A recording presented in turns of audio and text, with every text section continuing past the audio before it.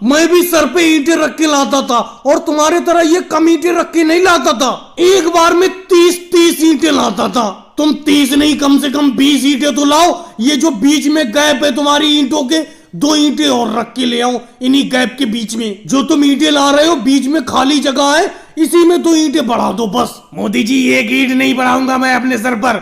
जितनी ईंटें ला रहा हूँ 18 ईंटें लाऊंगा। आपको काम कराना है कराओ, नहीं कराना है तो मत कराओ। ये बताओ, इतने कम दिन का घर बनाने का ठेका ले ही क्यों लेते हो? ये घर कम से कम 1 महीने में बन के तैयार होता, लेकिन आपने 10 दिन में बनाने का ठेका ले लिया है। तभी तो आपके साथ कोई मजदूर मजदूरी नहीं करना चाहता है। मैं भी आज से काम छोड़ रहा हूँ। देखो राहुल, काम छोड़ने की तो धमकी मुझे दो मत। मेरे पास काम करने वालों की कमी नहीं है। कल अखिलेश और योगी जी भी आए थे मेरे पास। तुम जाओगे तो वो काम करने के लिए आ जाएंगे। कोई बात नहीं मोदी जी, मैं आज ही से काम छोड़ रहा हूँ। कल को अखिलेश या योगी जी को काम पर बुलाना, देखूंगा मैं मेरे बराबर वो काम कर पाते हैं कि नहीं कर पाते। वो दोनों 3 मंजिल नीचे से सर पे मुश्किल से 10 ईंटें लेके आएंगे। राहुल, अगर वो सर पे 10 ईंटें लेके आएंगे तो उन्हें भी काम से मैं निकाल दूंगा, लेकिन मुझे तो काम चाहिए। जो सर पे 30-30, 40-40 ईंटें लाएगा उसी से मजदूरी भी करवाऊंगा मैं। अपना लोग इस कपास को मोदी जी की बैलगाड़ी पे शहर मंडी में तो ले जा रहे हैं, लेकिन अच्छे रेट में ये कपास बिक जाएगी। वैसे मेरा अभी कपास बेचने का कोई मूड नहीं था, लेकिन जब तुमने कहा कि कपास का स्टैम्प भाव बहुत अच्छा है, अच्छे रेट में कपास बिक रही है, अभी बेच दो, इसीलिए मैं बेचने के लिए ले जा रहा हूँ। योगी जी, एक बात बताओ, मैं अपने कपास की गठरी भी तो शहर मंडी में बेचने के लिए लिए जा रहा हूँ। स्टैम्प, मैंने सुना है कपास का रेट उच्चतम स्तर पर है, यानी कि स्टैम्प कपास का मूल्य बहुत ज्यादा है। 200 रुपए किलो कपास बिक रही है, नहीं तो अभी तक 150 रुपए किलो कपास बिक रही थी। चलो राहुल, मंडी जाके देखते हैं किस रेट में अपनी ये कपास बिकेगी। और मोदी जी, आप अपना भी भाड़ा साफ साफ बता दो। हम दोनों की कपास गांव से शहर ले जाने के लिए कितना पैसा लोगे? योगी जी, बैलगाड़ी का भाड़ा आप पूछ रहे हो तुम? अगर तुम्हें मुझसे भाड़ा पूछना था अपनी इस कपास को मेरी बैलगाड़ी पे ले जाने के लिए, तो शुरू में ही गांव में ही पूछते। अब तुम्हारा जो मन हो वो पैसा दे देना। बस मैं तो यही चाहता हूँ कि तुम्हारी कपास अच्छी रेट में बिक जाए। जितनी अच्छी रेट में बिकेगी उतना ही भाड़ा ज्यादा दे दोगे तुम लोग मुझे। मोदी जी, सुबह से शाम हो गई आपकी बैलगाड़ी को चलते चलते, लेकिन अभी तक तो शहर पहुंचे नहीं है। कितनी दूर शहर रह गया है अभी? मोदी जी, अगर कहीं पे रास्ते में कोई पेड़ पड़े, पेड़ के नीचे बैलगाड़ी को रोक लो, थोड़ी देर आराम कर लेते हैं, फिर उसके बाद चलेंगे। राहुल, अगर आराम करने के लिए कहीं पे रुक गए पेड़ के नीचे तो शहर मंडी में नहीं पहुंच पाएंगे। फिर अगले दिन अपनी ये कपास बिक पाएगी।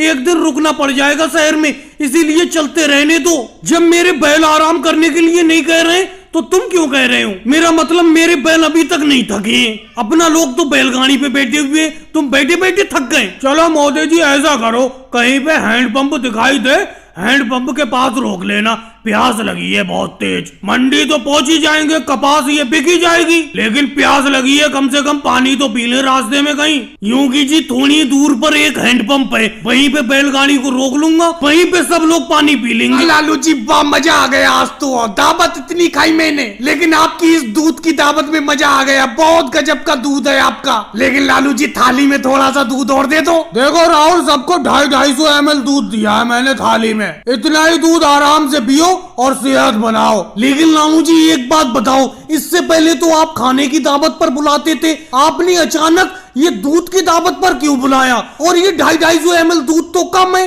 कम से कम सबके लिए आधा लीटर तो दूध होना ही चाहिए था। देखो मोदी जी, इससे पहले तो मैं वाकई में खाने की दावत पर आप लोगों को बुलाता था, लेकिन आज मैंने दूध की दावत पर इसलिए बुलाया आपको क्योंकि मैं एक नई भैंस खरीद के लाया हूँ और वो बहुत ज्यादा दूध दे रही है। तो मैंने सोचा रोज तो दूध मैं बेचता ही हूँ, आज एक दिन के लिए सब लोगों को दावत पर बुला देता हूँ और सबको दूध पिला दूंगा। एक दिन का दूध नहीं बेचूंगा। लेकिन वाह लालू जी, आपकी भैंस का दूध पीकर मजा आ गया। इसी तरीके का गाढ़ा दूध हमें भी देना। लालू जी, एक बात बताऊं, आप बुरा मत मानना, जब हम आपसे दूध खरीदने के लिए आते हैं तब आपका दूध पतला होता है, लेकिन आज दावत पे जो आप दूध पिला रहे हो ये तो बहुत गाढ़ा है। ऐसा लग रहा है दूध को पीते ही रहो। ऐसा कुछ नहीं है अखिलेश, ये सोच सोच की फर्क है। मैं तो हमेशा बिना पानी के ही दूध बेचता हूँ। दूध में बिल्कुल पानी नहीं मिलाता हूँ। कल से आप लोग मेरे घर पर दूध लेने के लिए आना। लेकिन लालू जी एक बात बताओ, आप कितने रुपए लीटर दूध बेच रहे हो अपनी भैंस का?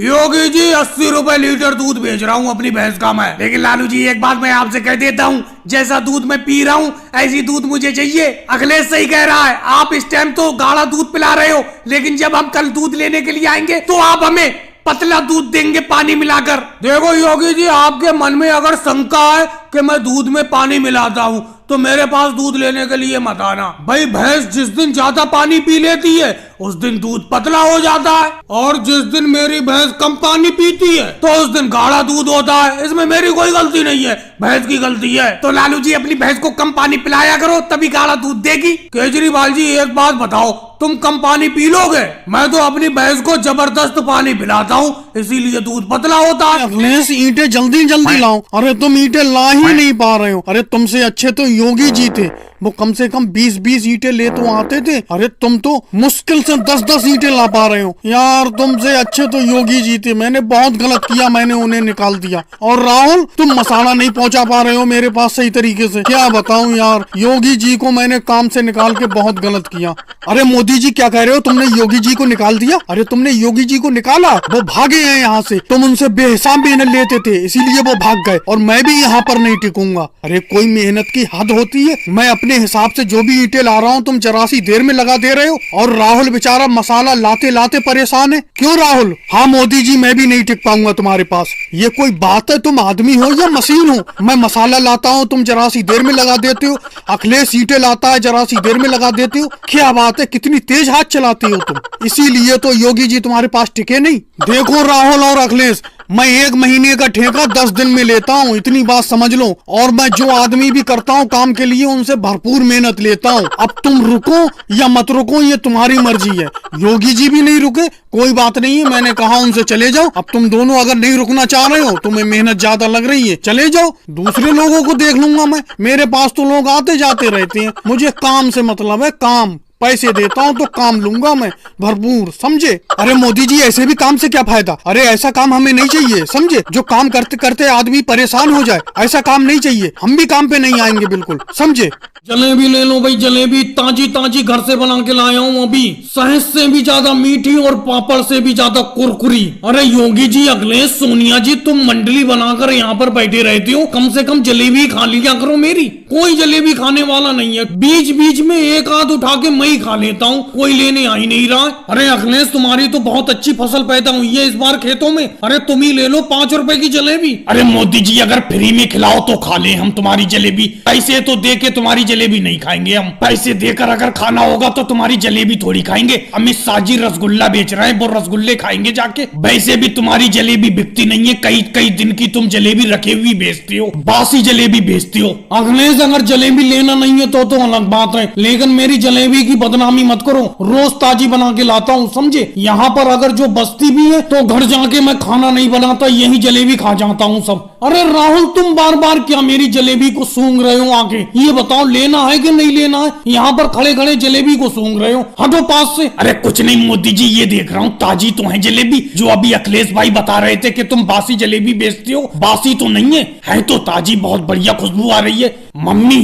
मम्मी, अरे 5 रुपए की जलेबी दिलवा दो मोदी जी से। राहुल बेटा, तेरी जबान भी बहुत चटकारे मारने लगी है, कोई चीज देखी नहीं कि तेरी लाल टपक जाती है। अरे कल तो तूने जलेबी खाई थी मोदी जी की, फिर से मांग रहा है, अब तू कहाँ से दिलवाऊं तुझे रोज रोज? मोदी जी दे दो 5 रुपए की इन्हें, फसल आने वाली है, खाते में लिख लेना, फसल आएगी तुरंत दे दूंगी। पूरा दिन में 5 रुपए की जलेबी बिक रही है, वो भी उधार बिक रही है, क्या करा जाए? लाओ राहुल, कोई थैली उली लाओ, 5 रुपए की जलेबी तुम्हें उसी थैली में दे दूं। योगी जी, आज तुम चुप कैसे बैठे हो? तुम ले लो कुछ जलेबी। अरे मोदी जी, तुम्हारी जलेबी की खुशबू सूंघ सूंघ के ही पेट भर जाता है, बेफालतू में हम पैसा खर्च करें अपना। और अगर पूरा दिन मीठा सामने रखा रहे तो वैसी खाने का मन नहीं होता है, और वैसे भी हम पूरा दिन तुम्हारे सामने ही बैठे रहते हैं। भाई लोगों कैसी लगी? हाँ बोलो मोदी जी, क्या दिक्कत है? तुमने मुझे अपना चेकअप करवाने के लिए क्यों बुलाया है? क्या दिक्कत है? ये भी योगी डॉक्टर साहब, मैं आपको बताऊंगा, ये आप देखो मुझे क्या दिक्कत है। अरे कुछ तो बताओ, ऐसे मैं किस चीज की दवा दूंगा? कुछ तो बताओ क्या दिक्कत है? कोई छोटी दिक्कत नहीं है, बहुत बड़ी दिक्कत है।